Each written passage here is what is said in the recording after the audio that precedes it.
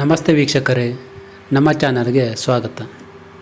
ಇವತ್ತು ನಾವು ಹಿಂದಿ ಭಾಷೆಯಲ್ಲಿ ತೆರೆಕಂಡ ದಿ ತಾಜ್ ಸ್ಟೋರಿ ಎಂಬ ಚಿತ್ರದ ಟ್ರೈಲರ್ ಬಗ್ಗೆ ತಿಳಿಸಿಕೊಡುತ್ತಿದ್ದೇವೆ. ದಿ ತಾಜ್ ಸ್ಟೋರಿ ಈ ಚಿತ್ರವನ್ನು ಅಮರೀಶ್ ಗೋಯಲ್ ರವರು ನಿರ್ದೇಶನ ಮಾಡಿದ್ದು, ಪರೇಶ್ ರಾವಲ್ ರವರು ಪ್ರವಾಸಿಗರ ಮಾರ್ಗದರ್ಶನ ನೀಡೋ ಟೂರಿಸ್ಟ್ ಗೈಡ್ ಆಗಿ ಪ್ರಮುಖ ಪಾತ್ರದಲ್ಲಿ ಕಾಣಿಸಿಕೊಂಡಿದ್ದಾರೆ.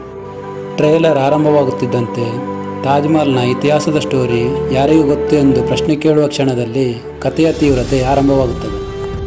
ಈ ಟ್ರೈಲರ್ ಮೂಲಕ ತಿಳಿಯುವುದೇನೆಂದರೆ, ಇತಿಹಾಸದಲ್ಲಿ ಓದಿದ ಪ್ರಕಾರ ತಾಜ್ ಮಹಲನ್ನು ಶಹಜಾನ್ ಕಟ್ಟಿಸಿದ್ದಲ್ಲ, ಅದೊಂದು ಶಿವನ ಮಂದಿರವಾಗಿತ್ತೆಂದು ಕೋರ್ಟ್ನ ಮೊರೆ ಹೋಗಿ ಪ್ರಕರಣ ದಾಖಲಿಸುವುದು ಕಾಣಿಸುತ್ತದೆ.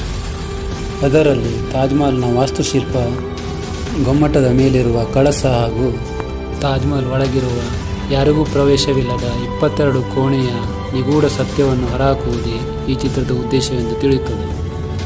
ಹಾಗಿದ್ದರೆ ನಾವು ಇಷ್ಟು ವರ್ಷ ಓದಿದ ಸುಳ್ಳು ಇತಿಹಾಸವನ್ನು ಸೃಷ್ಟಿ ಮಾಡುವ ಉದ್ದೇಶ ಏನಿರಬಹುದು? ನನ್ನ ಪ್ರಕಾರ ದಿ ತಾಜ್ ಸ್ಟೋರಿ ಕೇವಲ ಸಿನಿಮಾವಲ್ಲ, ಇದು ಒಂದು ಸತ್ಯ ಹುಡುಕಾಟದ ಪಯಣ. ದಿ ತಾಜ್ ಸ್ಟೋರಿ ಈ ಚಿತ್ರವು ಇದೇ ಬರುವ ಅಕ್ಟೋಬರ್ 31ರಂದು ಹಿಂದಿ ಭಾಷೆಯಲ್ಲಿ ತೆರೆ ಕಾಣುತ್ತಿದೆ. ಈ ಚಿತ್ರದ ಮೂಲಕ ತಾಜ್ ಮಹಲ್ನ ನಿಜವಾದ ರಹಸ್ಯ ಹೊರಬರಲಿ ಎನ್ನುವುದೇ ಆಶಯ.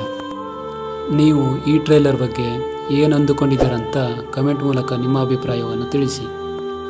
ನಮ್ಮ ಚಾನೆಲ್ ನಿಮಗೆ ಇಷ್ಟವಾದಲ್ಲಿ ಲೈಕ್ ಮಾಡಿ, ಸಬ್ಸ್ಕ್ರೈಬ್ ಮಾಡಿ ಮತ್ತು ಕಮೆಂಟ್ ಮೂಲಕ ನಿಮ್ಮ ಅಭಿಪ್ರಾಯವನ್ನು ತಿಳಿಸಿ. ವಿಡಿಯೋ ನೋಡಿದ್ದಕ್ಕಾಗಿ ಧನ್ಯವಾದಗಳು.